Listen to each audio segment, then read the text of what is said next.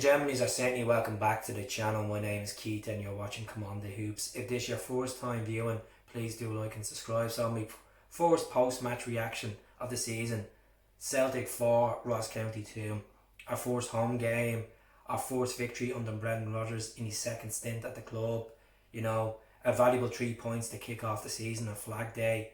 Full house, great display from the Green Brigade, great display by the boys. And the fans were electric, the atmosphere was electric. I wish I was there. But we've a couple of things to talk about, a couple of pros and cons. And we've got to look at this in the perspective where if Celtic want to move forward, a couple of changes needs to be made in certain departments on the pitch.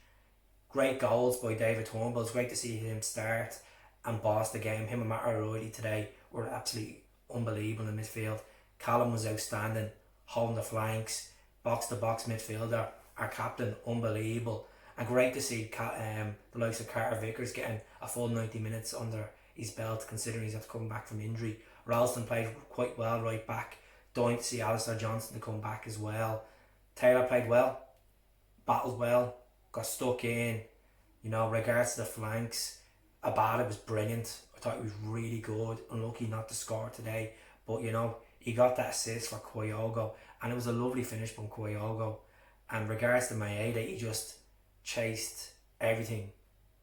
Every bit of blade of grass he was on today, and he was brilliant. He was absolutely brilliant.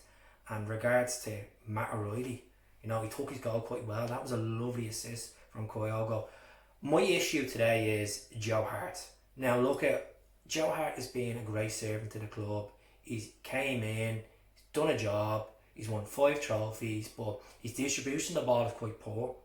He can't defend the corner, he can't save penalties, and I think he takes some players and the opposition for granted when the ball gets past him. He's not quick and effective the way he does his throw-ins. Yes, his goal kicks, he does straight away, gets the ball boy, the passes or throw it to him, whatever, and he gets it up the pitch, but his distribution regards to long balls is just poor today. It really was poor, and it's a case where if Carl Starfelt goes with Brendan Rodgers was asked by the media, they're weighing up his options, they're listening to offers, and he could be gone by next week. I wish him the very best. I just want to wish Carl Starfelt 2 years of service, bought him for 4.3 million, 87 appearances for Celtic, 3 goals, and yes, he's a safe hand, you could say. Some Celtic fans might laugh, but his partnership, we've never lost a game when Carter Vickers and Starfelt had played together.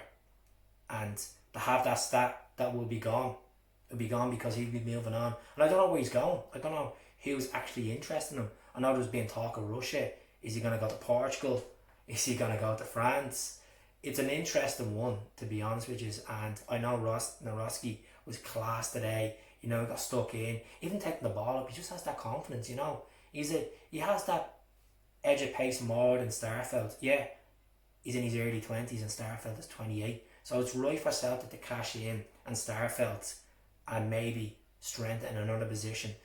That opens the door for Scales, opens the door for Welch. They're fighting for their places now and be that third choice or the second choice centre back, because if Starfelt goes, I'd be happy to keep Scales in the books and not sell him to Aberdeen. I'd be happy to keep Welch in the books and keep him there for another year, let him roll down his contract, and maybe you can agree a deal in January in principle to leave the club. We shall see, but overall a great collective performance from the boys. It's great to see Atate come on, it's great to see Yang come on and playing that right flank, unlucky at times.